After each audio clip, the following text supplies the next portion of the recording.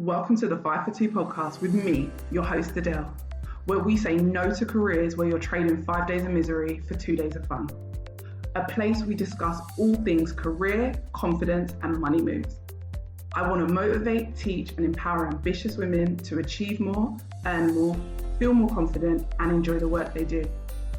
It's all about believing you can have everything you want in your career and then going and getting it. So if you're ready, let's get into it. Hey, welcome to another episode.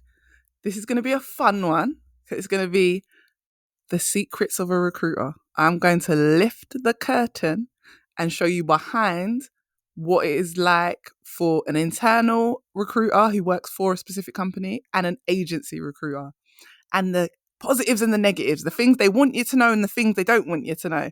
But I'm going to let you know all of them.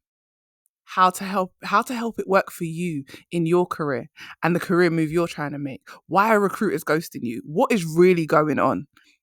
Let's talk about all of it. Let's do it from a place of firstly myth busting, but also I want to just lift the lid. I want to show you behind the scenes. So let's get into it. First things first, let me talk to you as an agency recruiter. So you guys know I've done recruitment internally and externally, and I've also been in HR. So I'm going to talk to you first of all as an external recruiter. So an external recruiter is someone who helps recruit for multiple different companies, multiple different roles. First and foremost, we want you to get paid more. Simple as that. Why? Not because external recruiters are the kindest people in the world or the nicest. When you get paid more, we get paid more. Simple as that. So when you're talking to a recruiter who doesn't work for the company specifically, they work for a recruitment company and they recruit for lots of different companies, they want you to get paid more.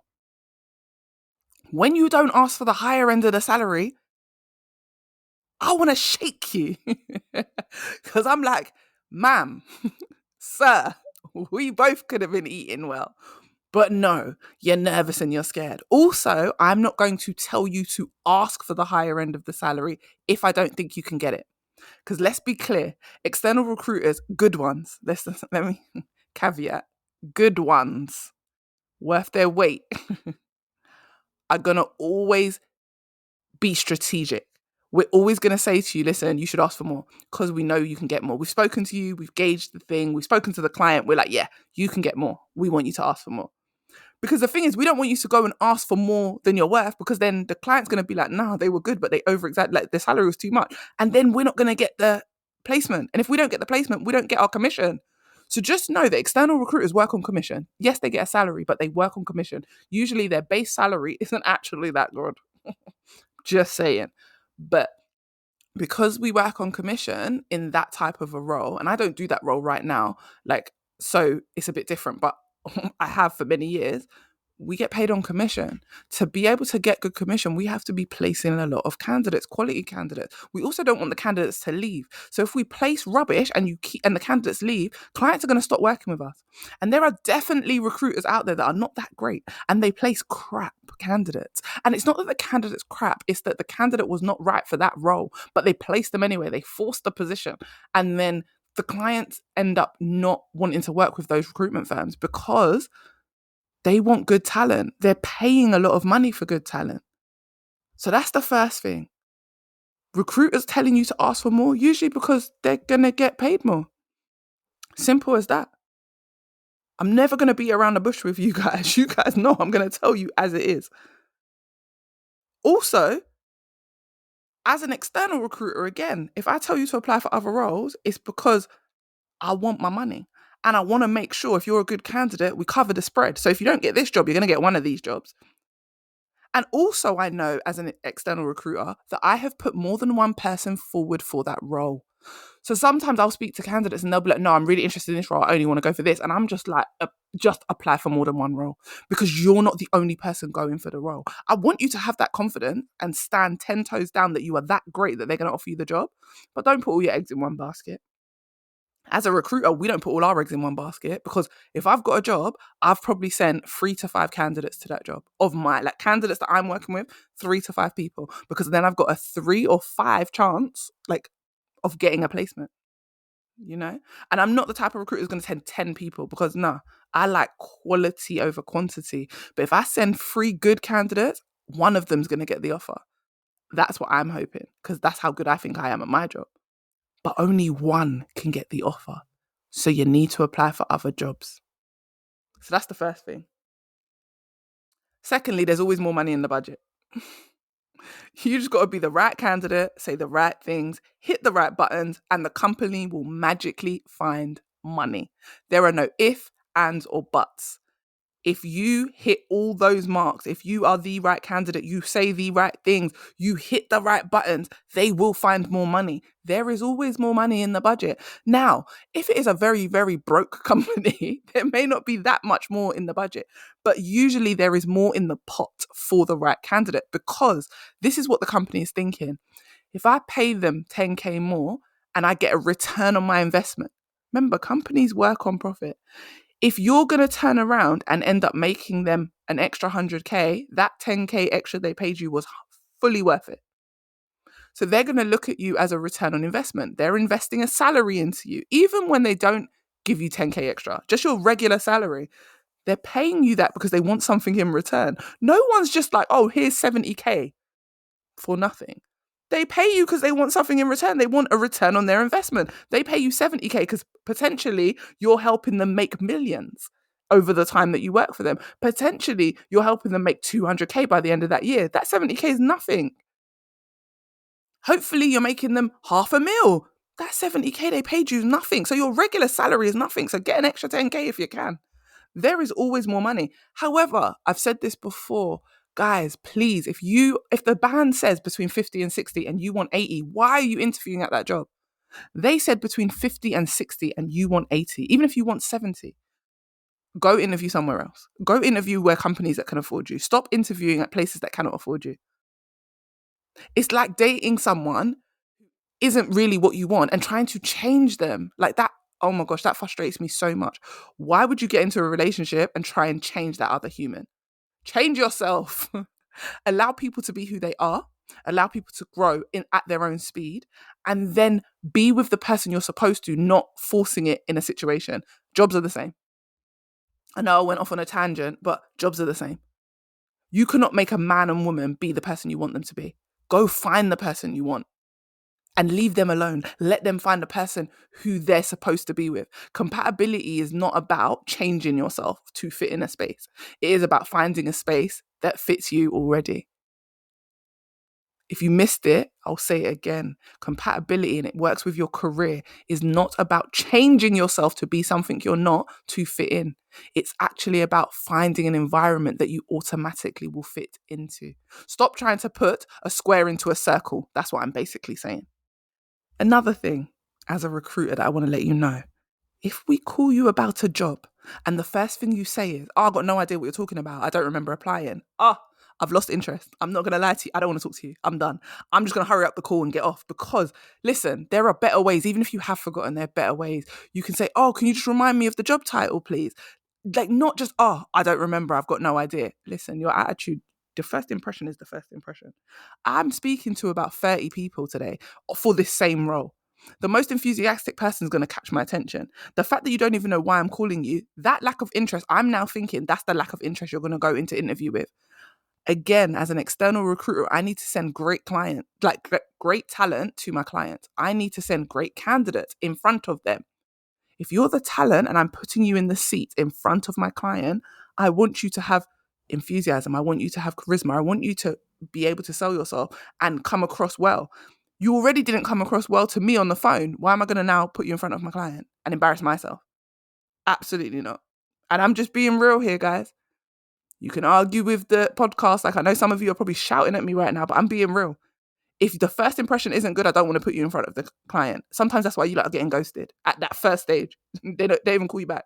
They're just like to you, oh yeah, I'll give you a call. I'm going to put your CV forward, or I'm going to send you an email, and you never get that email, and then you've got to chase them. They're not interested in working with you no more. They're not interested in putting you forward. I'm being honest.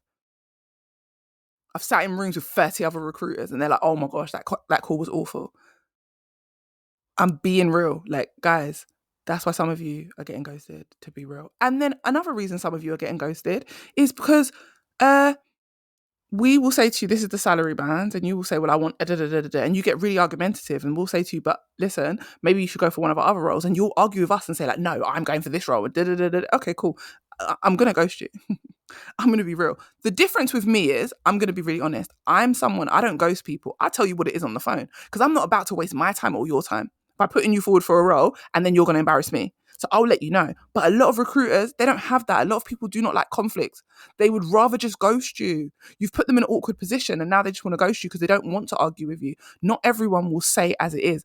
Trust me, I know, because I used to be like that. I used to hate conflict. I still sometimes don't like conflict. Like, someone wants to argue with me on the phone, I'm just like, oh, let me think of a way to get out of this. Let me think of the quickest, easiest, nicest way to get out of this, and then I'm never going to speak to them again. Simple as that. I'm going to block their email address. Like, whatever it is. I'm not saying that recruiters are blocking your emails, guys, but I'm just saying I might not want to be in an awkward situation. Another reason a recruiter might ghost you, they're an idiot. Like, some of you want it to be deeper than it is. Some people are horrible. Some recruiters are horrible. Just like there are good bosses and bad bosses, good colleagues and bad colleagues, there are good recruiters and bad recruiters. A bad recruiter is going to ghost you because they're just idiots. Or, again, one other reason outside of that, sometimes recruiters don't get back to you because the client didn't get back to them. So, and they don't know what to do. And I find this with junior recruiters a lot. They've put someone forward for a job. You go for the interview. You think you did great. We're now calling the client to get feedback. Clients ghosted us. Instead of telling you that the clients ghosted us, we just don't call you back. And I've seen junior recruiters do that. And I've had to say to them, like, just call the person back and be honest. Because of how I'm built, I'll just be honest. I'll be like, I haven't heard anything from the client. I'm so sorry. I'm probably not going to work with this client again in the future. And that's the truth. I'm probably not going to work with them again in the future. Because if a client's wasting my time, which is wasting my candidate's time, they're making me look bad. Again, guys, it works both ways. For someone like me, I don't like embarrassment. So I don't want to be embarrassed by my client, and I don't want to be embarrassed by my candidate. So on both ends, if I'm being embarrassed, like, I'm not going to work with either side. But that could be another reason for getting ghosted. But just remember, some people are just idiots, and like, don't take it personally. Keep it moving. It doesn't mean you're not good enough. It doesn't mean you're bad at the job. It means they're an idiot. Why do we make it about ourselves instead of about the other people? Some recruiters are honestly just rubbish. And then some recruiters just have so much going on, they forgot. They genuinely forgot to call you because they saw 150 applications today. They saw 300 applications before the end of the week. They saw 1,000 applications this week. Like, some people are looking at that many applications. They honestly just forgot. Especially currently in this market, they could really just forget. So send in one follow-up, fine. Now, if you've listened to some of my other podcasts, you know that I'm not the follow-up type. If I sent you what I sent you and you don't get back to me, that's your business. I'm moving on. That's just who I am. I don't chase. I don't like that chasing energy. It puts me in a weird space and I don't like it. I'm not chasing after anyone or anything. If something's meant for me, it's for me. And I believe that in my whole heart. It can't miss me.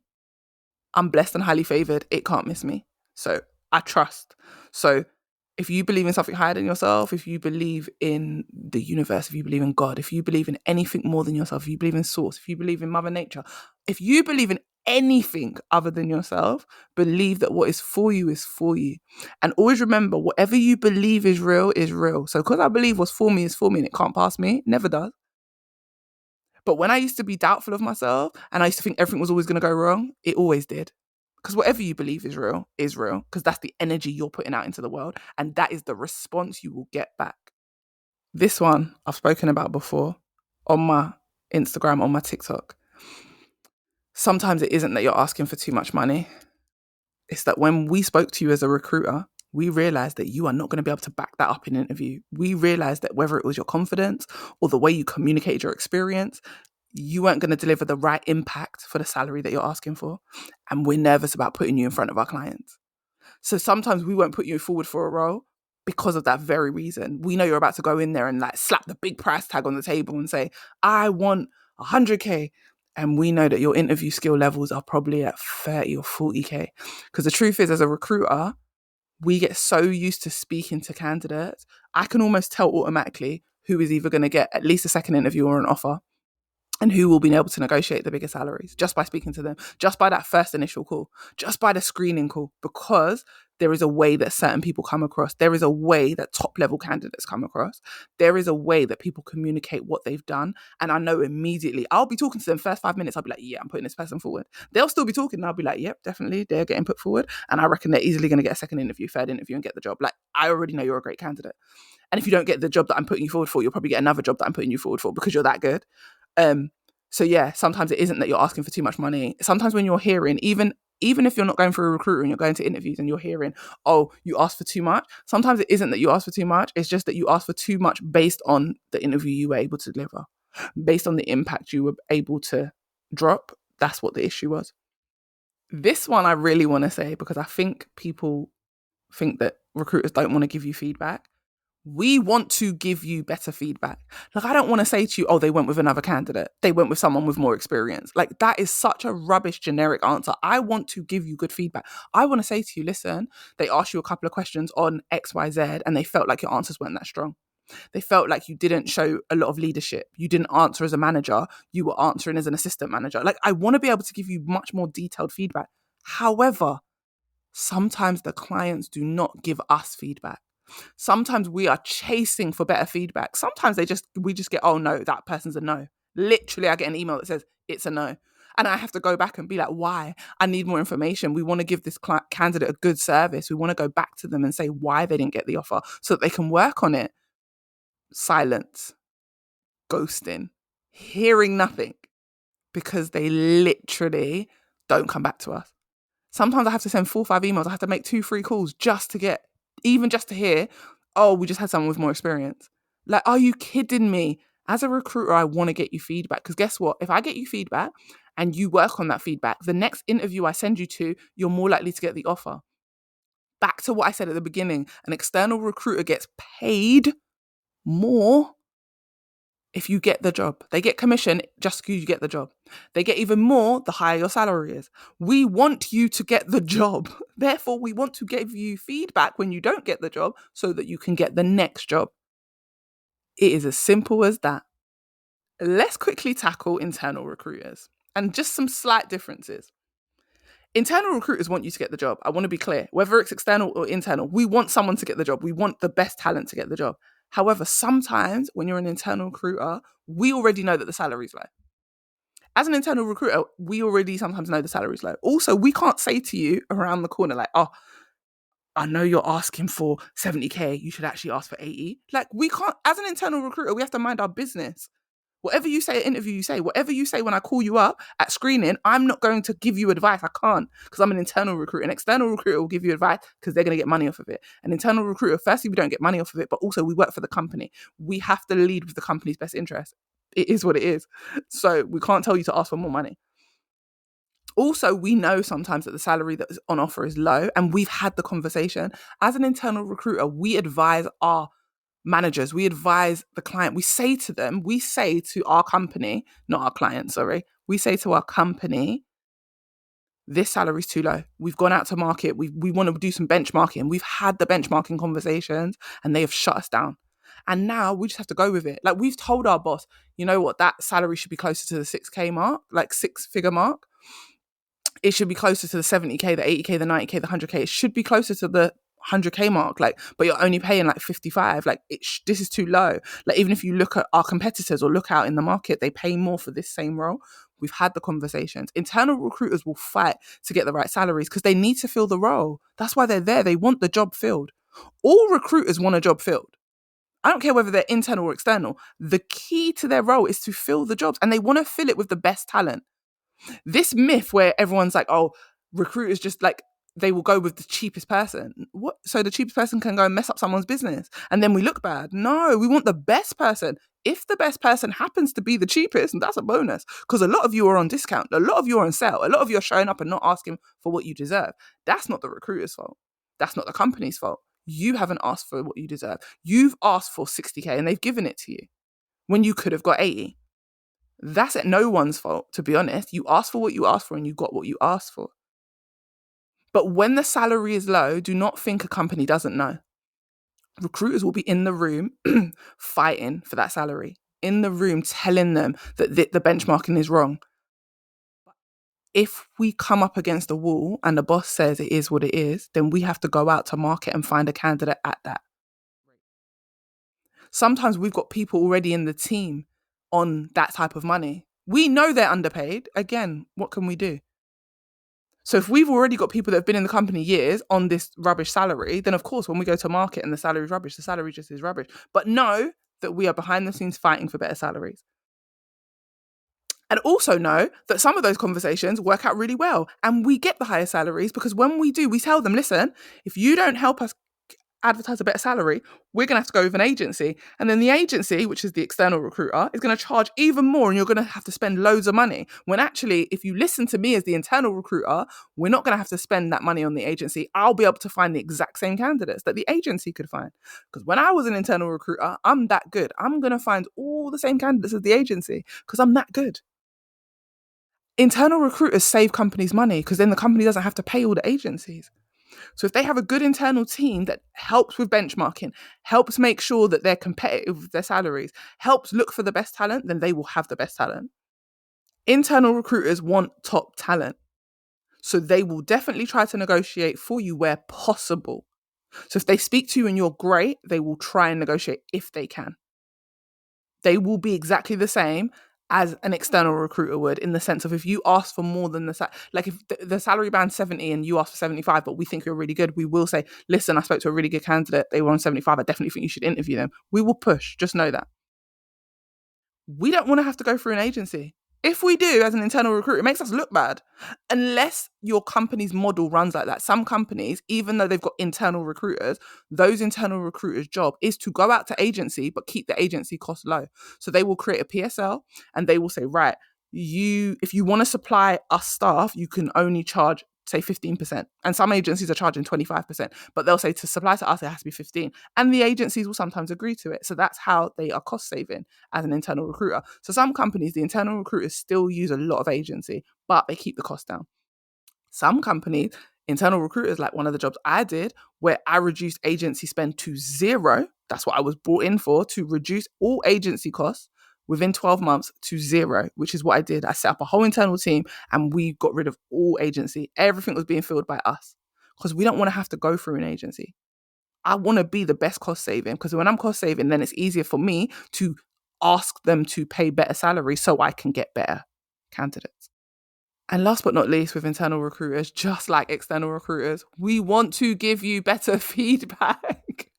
We come against the same issues as any other external recruiter.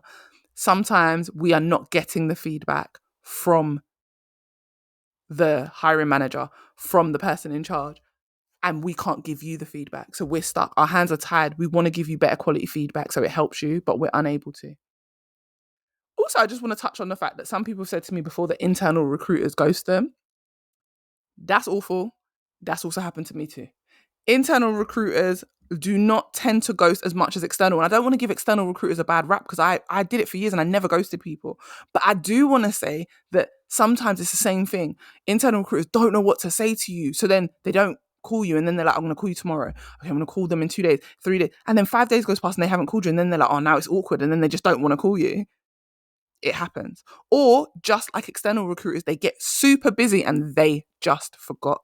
They didn't mean to, but they just forgot. And sometimes you'll realize that, like, sometimes it will be like 2 weeks have passed and then you'll suddenly get an email or a call. It's because they just remembered you were still in the pile. They just missed it or they forgot. They are human. Recruiters are still human. They still make mistakes. They still forget stuff. So treat them accordingly. Not every recruiter is horrible or mean or doing it on purpose. So yeah. Those few secrets, or just lifting the lid and giving you a little bit of insight, have helped. And they've given you a few aha moments and you thought like, oh, I didn't know that. Oh, okay, that's why this is happening. Recruiters are human too, and they make mistakes just like everyone else. For any recruiters that are listening, if you've ghosted someone, go back through your pile and go and have a conversation, send the email, have a call. Ghosting people is gross. Do not do it. Be honest with people as much as you can. Like if someone gives you feedback, even if the feedback is negative, find a way to deliver that feedback to that candidate because it will be so helpful for them at their next interview. That's another thing sometimes, guys. Recruiters don't want to be mean. The hiring manager has said the worst things about some of you candidates, and we don't want to come back and say that to you. So we just say, oh, they went with someone with more experience. But actually, recruiters, anyone who's also a recruiter, just listen. There's a better way you can say it. And if you're not sure how, chat GPT. AI will help you. How can I say this in a nice way? And write down what they've put and then let it help you. If you're not sure, go to someone more senior, go to a colleague, ask them, how can I say this in a nice way? You don't have to say all the things, but you should say the things that will help the candidate. Like I've had hiring managers say like the way they didn't dress very professionally, it put me off, or they weren't able to answer questions on XYZ. They were terrible. And the way they say it is mean. They'll be like, they were rubbish. They were absolute shite. I would never hire them. They didn't even know what to do if like they were coming in under budget. Like they don't know what to do. They don't know how to increase sales. That they're just useless. Useless is not the right feedback. What you would go back and say is they didn't believe that you communicated well enough that you would be able to increase sales. I don't think you gave enough examples. They didn't believe, it wasn't believable. Like there is a way to communicate the negative feedback in a way that actually helps someone and is like positive criticism. Like there is a way to do that. So I want all recruiters to start to learn to do that. It's a skill and you should be using it more often. Anyway, that's me. That's lifting the lid on all the secrets of a recruiter that I can think of. If I think of more, I'll do another episode. But yeah, let me know if you enjoyed this episode. If you're enjoying the episodes, make sure you comment. Make sure you drop me a little 5 stars, like or 4 stars, however you feel about the situation. If you feel it's a 3 star, it's a 3 star. What can I say? I feel like it's 5 stars all the way, but you know how it is. Guys, if you're looking for support in your career, head over to my website. I've got so many free resources. If you want to work with me, again, book a call. Let's have a chat. Let's see how I can help you, what I can help you with. If you need long-term support, Create Your Own Lane is here and it's here to stay. I will show you how to change industry and add 40, 50, 60K to your salary. That's what I'm here for. I hope you've enjoyed the episode and I will speak to you on the next one. I hope this episode gave you exactly what you needed and motivated you to confidently take steps towards your next career move. If you enjoyed it, screenshot and share it on your socials, tag me on Instagram, and come join my community of amazing women working on leveling up their confidence and career. Thanks for listening and see you next time.